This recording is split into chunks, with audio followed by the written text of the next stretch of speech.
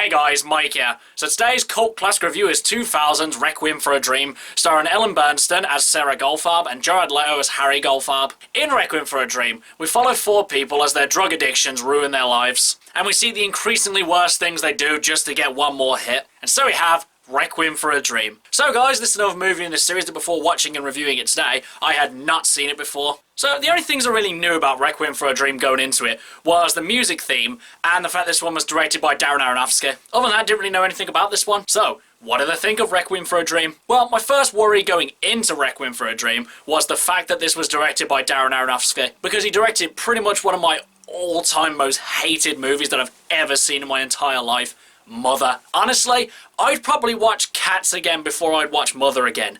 Cats! I can appreciate some of the symbolism and some of the art behind Mother, but realistically, I just hated that movie so damn much. But still, I was going to try and not let my feelings about Mother ruin this movie for me. Well, one of the main things you need to know about Requiem For A Dream is the fact that it's not really got the most layered or details of plots, and it tends to be more character-focused than anything else, which sometimes can be a crutch for a movie, but I would say that Requiem For A Dream handles it really well. Because if you're going into Requiem For A Dream expecting a detail-oriented, layered plot, then I think you'll be a little bit disappointed, because Requiem For A Dream puts its characters at the forefront. And I wouldn't say that any of these characters are ones you particularly root for. They can be relatable and sometimes be likeable, but for the most part, these aren't the characters that you'd want to aspire to be. Because the main focus of Requiem For A Dream is addiction. It doesn't really try and persuade you that it's anything but that. It explores four different stories about how different people will go to pretty much any lengths to get their next hit. And it shows that when they've got it, they're at the top of the world, they can actually focus and achieve some of their goals.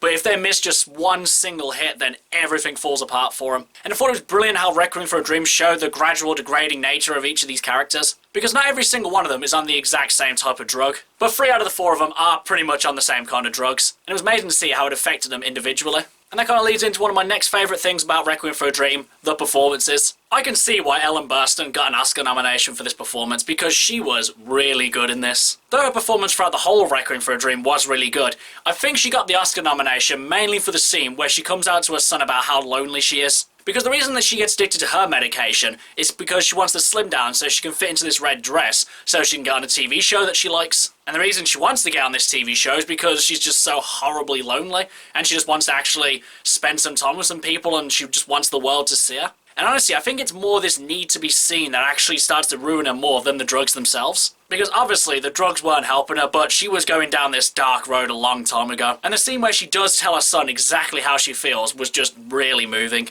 And honestly, I think it was probably my favourite scene in the whole entire film. And though I would say that no one else in the movie gives as good a performance as she does, that doesn't stop everyone else from being actually quite good in this one. I haven't seen Jared Leto in that many things, and honestly, since seeing him as the Joker, I've been kind of turned off from him. But I gotta say that he gave a really good performance in this. His character's somewhat likeable, he shows off quite a lot of range, and it's interesting to see him go down this dark path just like everyone else in this. And at the end, he pretty much plays one of the ultimate prices because he just couldn't stop. And also how this journey left both mental and physical scars as well. And I would say as well that Requiem For A Dream is quite an artsy film. It tries off a lot of special camera techniques, it does a lot of interesting visuals, and I'd say for the most part, if not for the whole film, it definitely works in its favour. Because this is more of a character piece than it is a plot-centric piece, it does allow for them to have more of these artsy approach to filming, because they don't need to worry about it making narrative sense for all these things happening. While a lot of the symbolism is quite obvious, there are other ones which have quite a lot of nuance around them, and it really does allow you to put your own interpretation on it. But pretty much at the end of the day, Requiem For A Dream is about addiction and loneliness. Those are the two big things that I got out of this one. And as well, like I said, the other thing I knew going into Requiem For A Dream was the theme from it. I don't really know what the piece of music is called, so I'm just going to call it the Requiem For A Dream theme. I've seen so many YouTube videos where people use this theme to make their videos seem way more epic. And to be honest, I was thinking that I was going to be sick of this song by the time I actually came to watch it in its original version. Because honestly, I would say I was kind of mixed on the theme as a whole. Because on the one hand, it is an extremely epic, well-made piece of music that really does emphasize the scenes that it's in. The only problem is, they use it like 5 or 6 times in the film, because they use it near enough every time something important happens in this. Because it's supposed to emphasize the importance of a scene, but when you're doing it for every single scene, each scene feels less important than any other one. Don't get me wrong, I still really like the theme, and it's still a really good piece of music.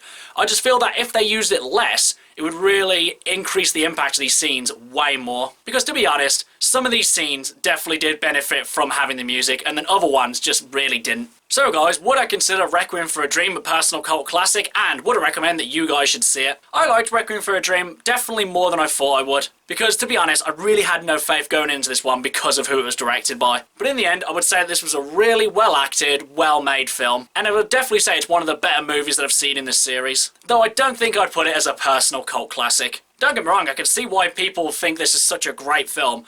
I just don't personally think it's that great. And as for recommending you guys to see it, I would say that this is one that you definitely need to check out. This is one that's definitely very open for your own interpretation, and it's very graphic, so I can understand why some people probably wouldn't like this one. But honestly, I would say that Requiem for a Dream is worth giving a chance for, because you never know, you may find that you quite like this one. Okay guys, that's my cult classic review of Requiem for a Dream. Do you love it? Do you hate it? Whatever you think, drop it in the comments below. Until next time, I've been Michael. See ya!